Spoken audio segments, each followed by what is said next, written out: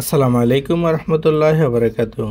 সবজি চাষ, ছাদ বাগানে সবজি চাষ ১২ মাস আমাদের এই ছাদ বাগানে বিভিন্ন রকমের সবজি চাষ করে থাকি এবং বিভিন্ন রকমের ফল ফ্রুট চাষ করে থাকি। আমার এই ছাদ বাগানে আমি বেশ কিছু কলমি শাক লাগিয়েছিলাম, বেগুন গাছ লাগিয়েছিলাম, এরপরে ধুন্দুল গাছ লাগিয়েছিলাম, মরিচ, এভাবে অনেক গাছ লাগিয়েছিলাম। তারপর বিভিন্ন রকমের ফুল গাছ লাগিয়েছিলাম, ফল গাছ লাগিয়েছিলাম। আমি এক এক করে আপনাদেরকে দেখিয়ে দিলাম। ধুন্দুল গাছে কি পরিমাণে ধুন্দুল এসে পড়েছে তা অবশ্যই আপনারা দেখতে পাচ্ছেন। কলমি শাকও পর্যাপ্ত পরিমাণ হয়েছে। নিজের চাহিদা আলহামদুলিল্লাহ পূরণ করে পাড়া প্রতিবেশীকে দেওয়া সম্ভব হচ্ছে। এই যে ধুন্দুল গাছটিতে প্রচুর পরিমাণে ধুন্দুল এসেছে। আমার এখানে 4টি ধুন্দুল গাছ রয়েছে। প্রতি 3 থেকে 4 দিন পর পর 3 থেকে 4 কেজি ধুন্দুল একসাথে কাটা যায়। সুপ্রিয় দর্শক, আমাদের এই ছাদ কৃষি অথবা ছাদ বাগানের ভিডিওটি যদি আপনাদের কাছে ভালো লেগে থাকে তাহলে অবশ্যই আমাদের চ্যানেলটিকে সাবস্ক্রাইব করে রাখবেন এবং পাশে থাকা বেলটি অন করে দিবেন যেন আমরা যে কোনো ভিডিও আপলোড দেওয়ার সাথে সাথে সবার আগে আপনার কাছে পৌঁছে যায়। ভিডিওটি ভালো লাগলে একটি লাইক দিবেন, কমেন্ট করতে ভুলবেন না, বন্ধুদের মাঝে শেয়ার করবেন। এই যে এখানে একটি ধুন্দুল দেখতে পাচ্ছেন, কমের পক্ষে 1.5 থেকে 2 ফিটের কম হবে না, অনেক বড় হয়েছে। পাশে আরেকটি রয়েছে। আমার এই ছাদ বাগানে আমি প্রায় অনেক সবজি রোপণ করেছি। ইনশাআল্লাহ আমার কিন্তু সবজি তেমন একটা কিনতে হয় না বাইরের থেকে। আমার ছাদ বাগানে আমার চাহিদা পূরণ হয় এবং আমি অন্যদেরকে সাহায্য করতে পারি। তা আমি বলবো ছাদ বাগান অথবা বারান্দায় আপনারা যেভাবে পারেন একটি গাছ লাগিয়ে দেন, নিজের চাহিদাটুকু পূরণ করতে পারেন এবং অন্যকে সাহায্য করতে পারেন। এই যে একটু জায়গার মধ্যে কয়টা ধুন্দুল দেখা যাচ্ছে আমি আপনাদেরকে দেখিয়ে দিলাম।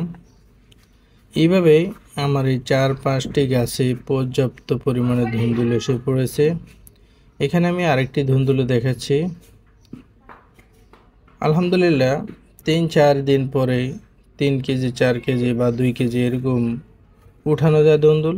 আমি আজকে কেটে দিলাম, এরপরে বাকি যেগুলো আছে এই যে দেখতে পাচ্ছেন এগুলো কিন্তু কাটবো না, এগুলো একেবারেই কচি। এগুলো 2 দিন থেকে 3 দিন পরে অনেক বড় হয়ে যাবে, প্রায় 1 থেকে 1.5 ফিট হয়ে যাবে। কিন্তু এই গাছটি রোপণের প্রায় 30 দিন পরেই আমার এই গাছে ধুন্দুল আসা শুরু করেছে। আমার এই পেয়ারা গাছের উপরেও কিন্তু ধুন্দুল রয়েছে, আমি আপনাদেরকে দেখাচ্ছি। দেখেন কিভাবে ঝুলে আছে। প্রত্যেকটির সাইজে প্রায় 1 থেকে 1.5 ফিটের প্লাস আছে, 1 থেকে 1.5 ফিট প্লাস আছে প্রত্যেকটি ধুন্দুলের সাইজে। আরও কিছু বেশ শাক সবজি রয়েছে, আমি আস্তে আস্তে সেগুলো আপনাদেরকে দেখাচ্ছি। এক এক করে প্রত্যেকটি দেখিয়ে দিব। দেখেন কি পরিমাণে ধুন্দুল হয়েছে। এখানেও প্রায় 2 থেকে 2.5 কেজি প্লাস হবে ধুন্দুল। এখানে আমার আরেকটি করলা গাছ রয়েছে, আমি গেট সিস্টেম করে দিয়েছি গাছটিতে। দেখেন কি পরিমাণে করলা রয়েছে। আলহামদুলিল্লাহ যথেষ্ট পরিমাণে গাছটিতে করলা এসেছে। এইভাবে প্রত্যেক দিন আমি কোনো না কোনো সবজি ছাদ বাগান থেকে নিয়ে থাকি। যথেষ্ট পরিমাণে করলা হয়েছে, তেমন পরিশ্রমও কিন্তু লাগতেছে না, কারণ একেবারে যা পরিশ্রম হয়।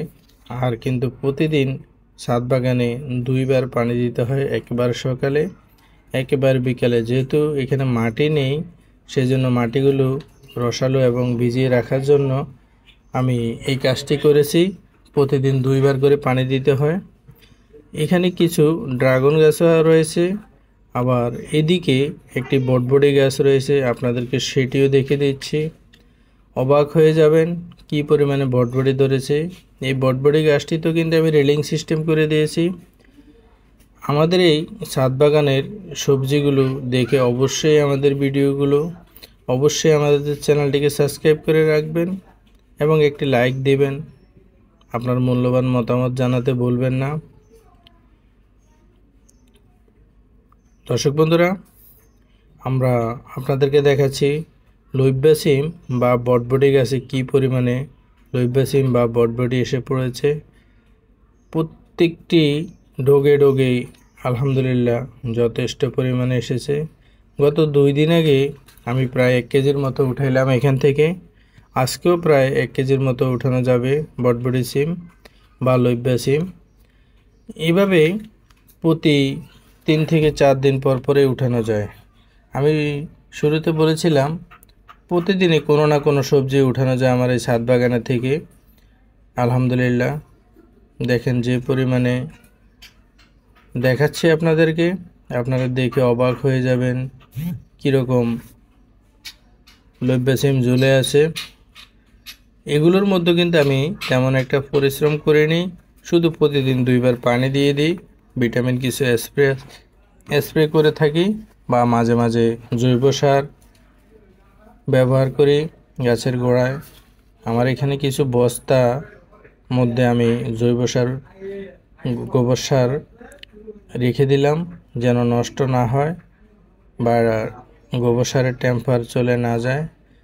বস্তা থেকে ঢেলে আমার যখন প্রয়োজন হয় তখন আমি গাছের গোড়ায় কিছু না কিছু দিয়ে দিই। এখানে একটি ঘাসফুল রয়েছে, এই ঘাসফুলটি আমার অনেক প্রিয়, পর্যাপ্ত পরিমাণে এসেছে। এলাচ গাছ, আঙ্গুর গাছও দেখাচ্ছি আপনাদেরকে। এই যে দেখেন কতগুলো বটবটি হয়েছে, প্রায় 1 কেজি না হলেও 1 কেজির কাছাকাছি হবে, 600 থেকে 700 গ্রাম তো হবে ইনশাআল্লাহ। এইভাবে যদি 2-4টি গাছ লাগিয়ে দেওয়া যায় ছাদ বাগানে, তাহলে আমাদের নিজের চাহিদা পূরণ করে অন্যদেরকেও ইনশাআল্লাহ সাহায্য করা যাবে। আমি এখানে আরেকটি নয়নতারা ফুল গাছ দেখাচ্ছি। দেখেন ফুল গাছটি আপনাদের কাছে কেমন লাগে তাও কমেন্ট বক্সে জানিয়ে দিবেন। বিভিন্ন রকমের গাছ রয়েছে আমার এই ছাদ বাগানে, ড্রাগন গাছ, স্ট্রবেরি গাছ, ফুল গাছ, গন্ধরাজ ফুল গাছ, গোলাপ ফুল গাছ, বেলি ফুল গাছ। আমার ড্রাগন গাছও কিন্তু ফুল চলে এসেছে, আমি আপনাদেরকে দেখাচ্ছি। ড্রাগন গাছে ফুল চলে এসেছে, শুরুতেই কম ফুল এসেছে, ইনশাআল্লাহ সামনে আরও বেশি আসবে। এটা আমার ছাদ বাগানে আমি কিছু মুরগি উঠাইলাম, খাসি মুরগি বলে এটাকে। একটা 5 থেকে 7 কেজি ওজন হয়। এই মুরগিটার বয়স হচ্ছে 1 বছর 2 মাস। তো মোটামুটি আমার দৈনিক যে চাহিদা আলহামদুলিল্লাহ আমি আমার ছাদ বাগান থেকে পূরণ করি, এবং আমার যে শরীরের যে পরিশ্রম সেগুলো কিন্তু আমার ছাদ বাগানে এসে আমার পূরণ হয়ে যায়। এখানে আছে সৌদি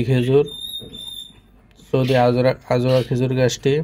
এখানে একটি মরিচ গাছ, এই মরিচ গাছটিতে প্রচুর পরিমাণে মরিচ ধরবে, ফুল দেখে বোঝা যাচ্ছে। এটা হচ্ছে রজনীগন্ধা ফুল গাছ। এক কথা বোঝায় ফুল ফল আলহামদুলিল্লাহ কোনোটারই অভাব নেই। এটাও কিন্তু মরিচ গাছ। এটা কিন্তু বেগুন গাছ। একটি বেগুন গাছে দেখেন কতগুলো ফুল এসেছে আর বেগুনও ধরেছে। আমি কিন্তু বেগুনও 3টি কেটে নিয়েছি। এইভাবেই মহান আল্লাহর রহমতে আমার ছাদ বাগানে পরিশ্রমের মাধ্যমে শুধু রোপণ করলে হবে না, আগাছা পরিষ্কার করতে হবে, কোন সময় কোন ভিটামিন প্রয়োজন, কীটনাশক, এগুলো কিন্তু ব্যবহার করতে হবে। না হয় শুধু রোপণ করবেন আর ফল খাবেন, সেটা হবে না। এই যে একটা মিষ্টি কুমড়োর শাক, মাথায় একটি মিষ্টি কুমড়ো রয়েছে, অসময়। এখন কিন্তু মে মাস চলতেছে, মে মাসে প্রায় 20 থেকে 22 তারিখের মধ্যে আমরা এই ভিডিওটি করেছিলাম। দেখেন আলহামদুলিল্লাহ মিষ্টি লাউ ধরুক বা না ধরুক কিন্তু শাক তো আছে। এখানে কিন্তু পুঁই শাক রয়েছে। এভাবে আমার পুরোটা ছাদ বাগানে আমি কিন্তু কোনো না কোনো শাক বা সবজি বা ফল, এখানে দুইটি ধুন্দুল আমি কাটতে ভুলে গিয়েছিলাম, এখন দেখলাম যে না, 2টি মাশাআল্লাহ বড় হয়ে গেছে। এগুলো দেখিনি আমি আগে, এখন দেখলাম। তো আমি এখন কেটে নেব ধুন্দুল দুইটি, আপনাদেরকে দেখাচ্ছি। দেখেন কত বড় হয়ে গেছে।